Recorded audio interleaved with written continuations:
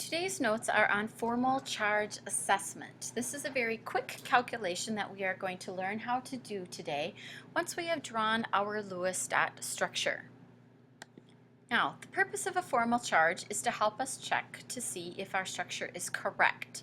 Generally, the most energetically favorable structure is the one in which the formal charge on each atom is 0 or very near to 0. So when we get all done and we look at our structure, if there's multiple structures that can be drawn, which again, if you remember back, those are called resonance structures, we are going to look at all those different structures, calculate the formal charges, and we'll pick the one that has the most zeros, or the numbers that are closest to 0 overall. The formula for calculating the formal charge for each atom is given on this slide. So formal charge is found by taking the group number, which again is the valence number of electrons on the periodic table. So for example, for carbon it's 4, oxygen is 6, the halogens are 7, hydrogen is 1. You guys know where those are, again, the Roman numerals on the periodic table. So we look at each atom, we find the group number minus the number of bonds that that atom has, plus the number of unshared electrons on that atom. Now, the formal charge has to be done for every atom in a structure. So you will do a calculation for every individual atom. Now, there are a few shortcuts if you do have some atoms that are repeated in a structure, the same atom in the same kind of situation, then you just have to do the calculation once and multiply by that number of atoms in the structure, which we'll see in our example on the last slide. Again, if you need to pause, feel free to pause this recording so you can catch up on the notes and then proceed. Next, we are going to learn about some rules for assigning formal charges. Some things you want to remember. In a molecule, the formal charge sum should be 0. So when you get all done and you add up all the formal charges in the structure, it should equal 0 if it is a non-charged molecule. If, however, you have a polyatomic ion like NH4 plus or OH minus in the examples here, then the formal charge sum, when you add them all together, should equal the charge on the ion. So when I get all done with the formal charges for NH4, I add those 5 formal charges together, the total should be a +1. When I get done with the formal charges for O and H, when I add them together, the total should be a -1. This procedure is most helpful when you have several structures that are possible that can be drawn. Again, we call those resonance structures. So you're going to do the formal charge on each individual atom, take a look at then the structures at the end, and here's how you decide which one is the best.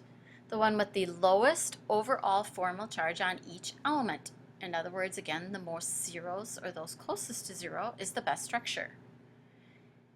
If you get to the point where you have 2 of them that are very similar, you've got a 0, 0, -1 and a 0, 0, -1, but they're on different atoms, then you need to look at the next rule. The next rule says that the most electronegative element will have the negative formal charge.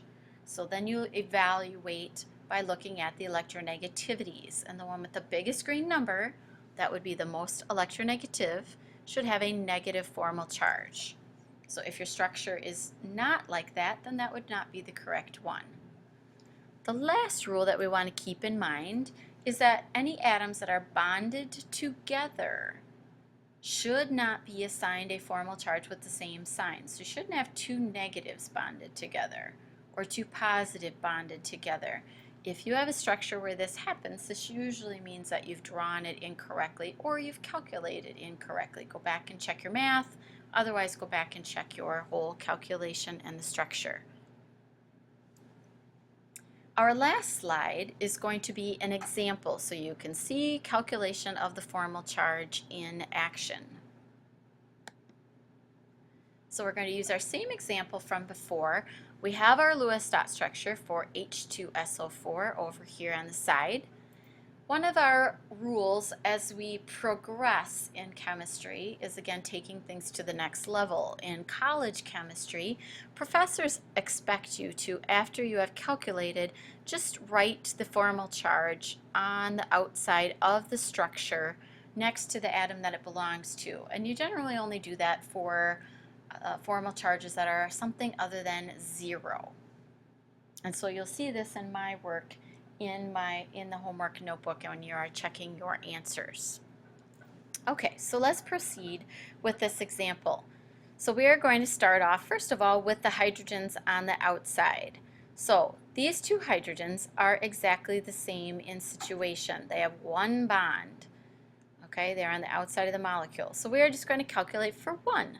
So our formal charge is the group number again. So our group number for hydrogen is 1 minus each hydrogen has only one bond. So we're only calculating for one hydrogen at a time. So it's group number 1. It has one bond and 0 unshared electrons. So 1 minus 1 is equal to 0. But now here's where if I have more than one atom, I can do a little extra math. I multiply that by 2 because I have 2 hydrogen atoms that fit that same situation in my structure. My total is still 0. So far, so good. So now we're going to move on to oxygen X. I'm calling these oxygen X, the ones that are on the X-axis. Okay, oxygen is in group number 6.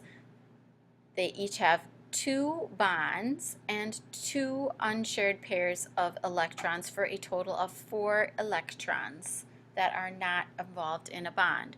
So here's our formal charge assessment. So the oxygen X, again this one here and this one here, we're just going to calculate for 1 and then multiply by 2. So my group number is 6 minus, I have 2 bonds in the structure, 1, 2, plus 4 unshared electrons. So now this is different than domains. We're counting bonds, not bonding domains. So I have 2 bonds and I have 4 unshared electrons. So the formula is different. Don't get this mixed up with when we were looking at geometry part. So pay attention to the formula carefully. 6 minus 2 plus 4 is 6 is again 0 times 2 for those 2 oxygen atoms, and we have a total of 0 for the 2 oxygens that are on the x-axis. Now we are going to do the oxygens that are on the y-axis. So the oxygens on the y-axis are this top one and the bottom oxygen. These two again are the same kind of oxygen. They have the same situation. One bond and then 2, 4, 6 unshared electrons. So our formal charge is, again, oxygen is group 6 minus 1 bond plus 6 unshared electrons. So 6 minus 7 is a -1 charge times 2 for each of the 2 oxygens gives us a -2 charge total. The last element that we have in our structure is the sulfur in the center. It has 1, 2, 3, 4 bonds. So again, it is group 6. It's the same family as oxygen, minus 4 bonds plus 0 unshared electrons. There are no electrons that the sulfur has to itself. 6 minus 4 is a +2. I only have 1 sulfur, so I don't really need to multiply. I have 2. If I add all my totals together now at the end, 0 plus 2, a -2, and a +2, my total is 0. And that's what we want because our structure, H2SO4, does not have a charge. So when it's just a plain molecule, no charge, your total overall for your formal charges should be 0. Now is your chance to try this on your own in your homework with a very short assignment. Your assignment is on page 397. Number 97, there are several items that you will have to draw, A through H. You'll need to draw the Lewis dot structure and then do the formal charge. They're very specific. They are only asking you for the formal charge on the atom in the center. I have also uploaded a short worksheet to you Number 67. Now, in this one, it is what we were talking about in the notes, where if you have multiple structures that can be drawn, you need to choose the best one, and that you do that by analyzing the formal charge for each atom and then following the rules from our notes, picking the one that is the best. So number 67, it's A, B, and C. There are multiple structures for each one. You will need to calculate the formal charge for each and then pick the one that is the best. So use your notes that we just took to help you answer that question. Again, the answer key is up on the front desk. Feel free to come up and check your answers. Make sure that you are on the right track. But this is a very helpful tool that you will use not only in this class, but in any college chemistry class to evaluate how well you have done on drawing a structure. Have a great day.